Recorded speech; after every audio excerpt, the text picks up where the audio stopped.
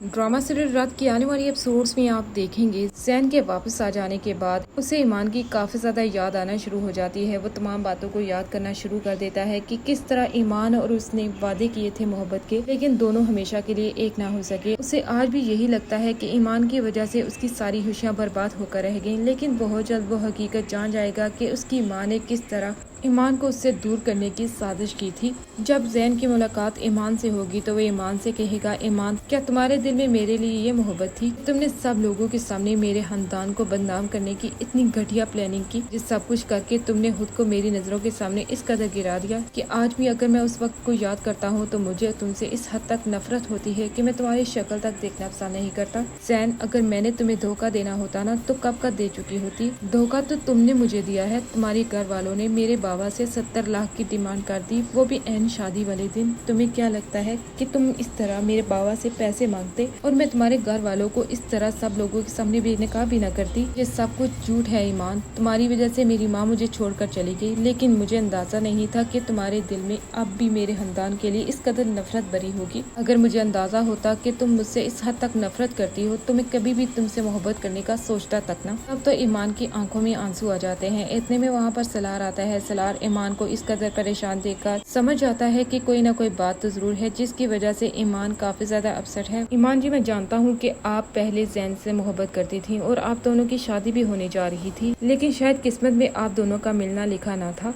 लेकिन जब आज आपकी मुलाकात जैन से हुई तो मुझे लगा कि आपके दिल में कहीं ना कहीं आज भी जैन के लिए मोहब्बत जिंदा है। कहीं मैं आपकी जिंदगी में जबरदस्ती दाखिल तो नहीं हो गया? सलार, ये तुम किस तरह की बातें कर रही हो? मेरे दिल में जैन के लिए कोई मोहब्बत नहीं, वो मेरा माजी था और माजी को भूल जाना ही बेहतर होता है। अगर मेरे दिल में कोई भी ऐसी बात होती ना तो मुझे तुमसे छुपाने की जरूरत नहीं पड़ती। तो ईमान जी, मैं इसका मतलब यही समझूं कि आपके दिल में जैन के लिए कोई मोहब्बत नहीं? तब वो सलार से आंखें चुराना शुरू कर देती है। मैं जानता हूँ पहली मोहब्बत को भुलाना इतना आसान नहीं होता, लेकिन मैं आपको यकीन दिलाता हूँ कि मेरी जिंदगी का हिस्सा होते हुए मैं आपको किसी किस्म की तकलीफ नहीं पहुँचने दूंगा। दूसरी तरफ शैला लेक साहब से कहती है, मैं तो आपसे पहले ही कहती थी ये लड़की धोखेबाज है, इसीलिए तो सलार की जिंदगी का हिस्सा बनी ताकि उसकी सारी जायदाद हड़प कर सके। अगर उसे सलार की दौलत और जायदाद के बारे में मालूम ना होता ना तो किसी हाल में भी सलार से शादी करने के लिए तैयार ना होती। आप माने या ना माने, ये लड़की उसी जैन से मोहब्बत करती थी जो हमें शादी वाले दिन मिला था। शैला, ये बात तुम इतने यकीन से कैसे कह सकती हो? इस लड़की की पहली शादी जब हुई थी मैं वहाँ पर ही मौजूद था। जहाँ तक मेरा ख्याल है इस लड़की ने जो किया ठीक किया, और अगर इसे लालच होती ना पैसों की तो वो किसी हाल में भी इस तरह जैन और उसके घर वालों को सब लोगों के सामने बदनाम करने की कोशिश न करती। शैला तो ये सोच भी नहीं सकती कि ईमान के बारे में अब लेक साहब का रवैया बिल्कुल दुरुस्त है। वो समझ गए हैं कि ईमान की सलार की जिंदगी में आने के बाद सलार काफी ज्यादा बदल चुका है और इसका ये बिहेवियर उन्हें काफी ज्यादा अच्छा लग रहा है। आने वाली एपिसोड्स काफी ज्यादा इंटरेस्टिंग होने जा रही हैं।